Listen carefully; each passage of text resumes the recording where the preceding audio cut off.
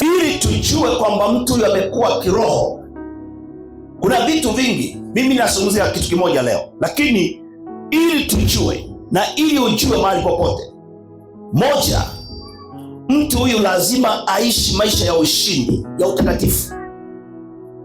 Akisha kuokoka, lazima mtu huyu awe na maisha ya ushindi. Maisha ya ushindi ya utakatifu yanamtambulisha kwamba kuna kitu kimetokea ndani yake, kuna kitu amekipokea, kuna jambo limetokea ndani yake. Haleluya! Na kama mtu alishaokoka alafu hawezi kuwa mshindi, bado anaishi maisha kwanza, anaishi tabia za kwanza, anaishi kila kitu alichokuwa nakiishi kabla ya kuokoka, basi ameokoka lakini hakui. Mabadiliko yanamtambulisha mtu kwamba ameokoka. Lakini mbili, ili mtu huyu ionekane amekuwa kiroho, lazima aliishi neno, ajue neno. Biblia inasema neno la Kristo likae kwa wingi ndani yenu, kwa sababu katika kukaa kwa wingi neno unaweza kujua tabia ya Mungu. Neno linatupa tabia ya Mungu. Sema tabia ya Mungu. Mungu haonekani, lakini amejifunua kwa neno lake. Iko tabia yake ambayo ukisha kulisoma neno unapata tabia ya Mungu. Mungu anataka nini? Mungu hataki nini? Mungu anapenda kitu gani? Kwa hiyo mtu aliyekuwa kiroho amejaa neno, analiishi neno, si kusikia tu, anatenda, ni mtendaji wa neno. Pamoja na kuishi maisha matakatifu, lakini huyu analitendea kazi neno la Mungu.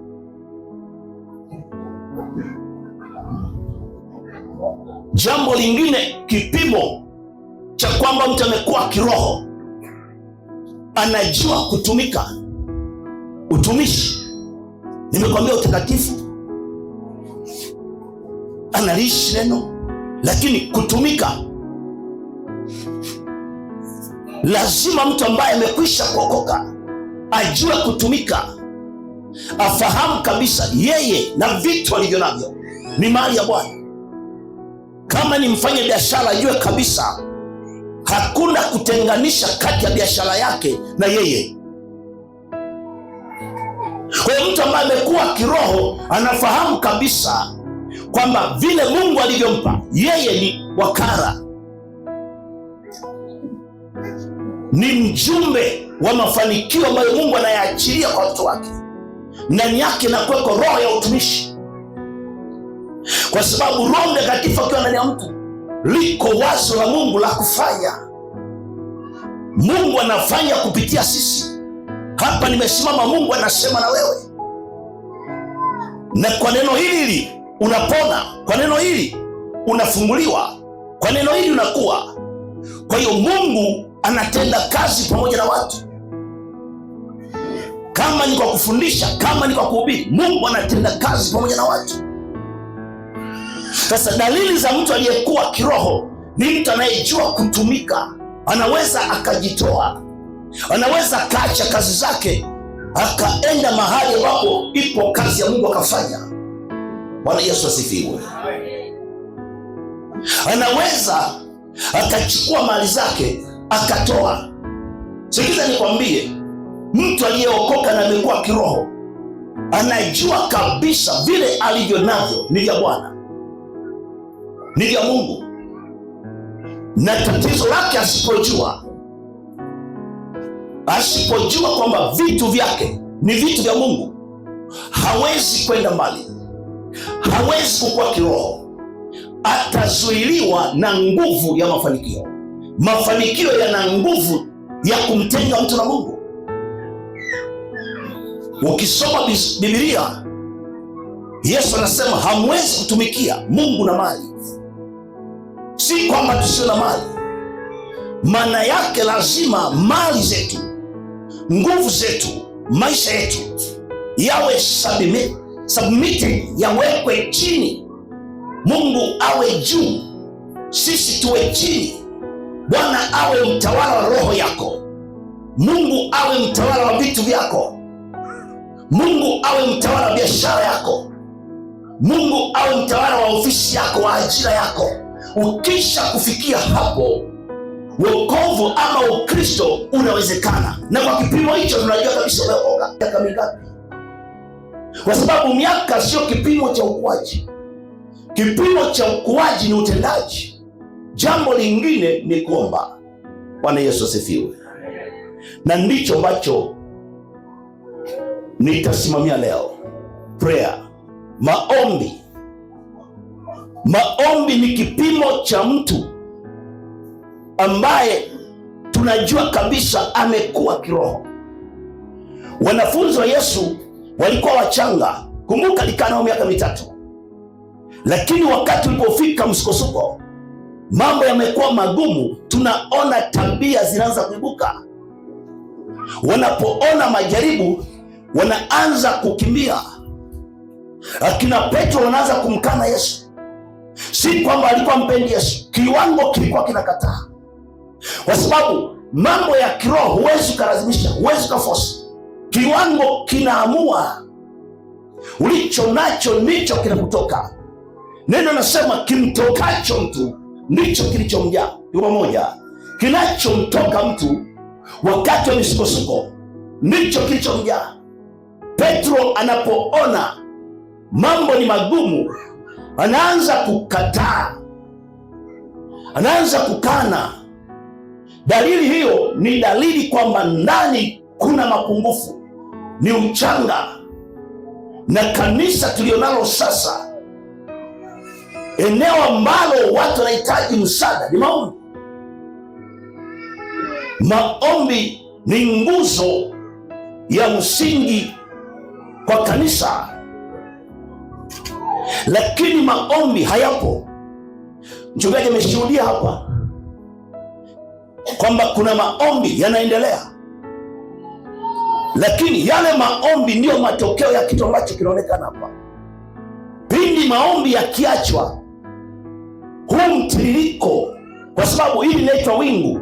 Sikiliza mchungaji, hili linalotembea hapa ni wingu, na wingu lina nyakati, ama wimbi lina nyakati. Ukiwa baharini, wimbi linatembea alafu linakwenda kupotelea kule mwishoni. Manake kwa Mungu, kuanzia sasa kuna kitu kinachotendeka katika ulimwengu wa roho. Kuna kitu kinachotendeka ulimwengu wa roho. Sasa umefunguliwa, mnaona hizi barabara, lakini ulimwengu wa roho una barabara zaidi ya hizo. Hapo naanza kunena ulimwengu wa roho. Sasa barabara, njia zote zimefunguliwa, wakubwa, wadogo, matajiri, wafanyabiashara, wakulima, wafanyakazi. Maana ni saa ya Bwana kutenda mambo makubwa. Kwa kinachofanyika ulimwengu wa roho, wakati maombi yanapokuwa yanaachiliwa, yanawachukua watu sehemu mbalimbali na kuwaelekeza njia mahali pa kwenda. Ulimwengu wa roho tofauti na ulimwengu wa macho. Ulimwengu wa roho mtu anaweza kapotea kama hakuna kiongozi. Sasa ulimwengu wa roho, kiongozi na maombi. Maombi yana direct, yanaonyesha njia mahali pa mtu kuelekea. Kwa hiyo maombi yanayofanyika hapa sasa yamefumua virindi, yamefumua njia zote ambazo zilikuwa hazipitiki, na kila kitu ambacho kilikuwa kimefunga katika anga hili, kwa sababu anga hili lilikuwa limefungwa na uchawi. Anga hili linapokuwa katika roho, naona lilikuwa limefungwa na uchawi. Yule mkuu wa anga alikuwa amelifunga anga hili kwa ajili ya matukio mbalimbali, matukio mabaya. Lakini kwa maombi yanayoombwa sasa mahali hapa, yule mkuu wa anga ameanguka. Watu wanashindwa kwa kwenda sasa, watu wanashindwa maamuzi sasa. Kwa maombi yanayotakiwa sasa, kila anayekuja hapa lazima amue kuokoka, lazima kubadilisha. Maombi yanatakiwa kuwa na mwongozo, maombi yanaelekezwa. Unapoomba hauombi tu, unatamka kitu kinachotakiwa. Kuomba ni matamko. Nimesikia mnasema hivi kila wakati natamka. Kutamka ndio uhai wa roho, kwa sababu Mungu mwenyewe ni mtamkaji. Biblia inasema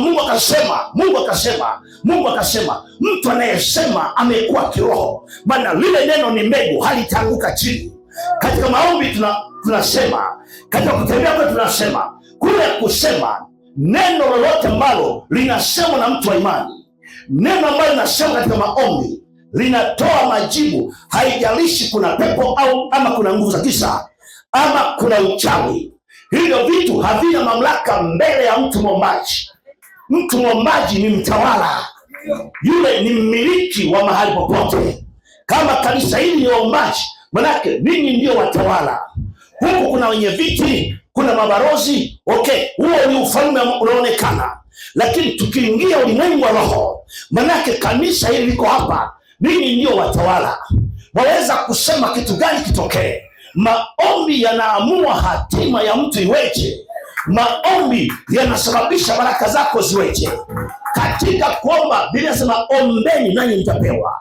Kwa hiyo kuomba ni kupokea. Kuomba ni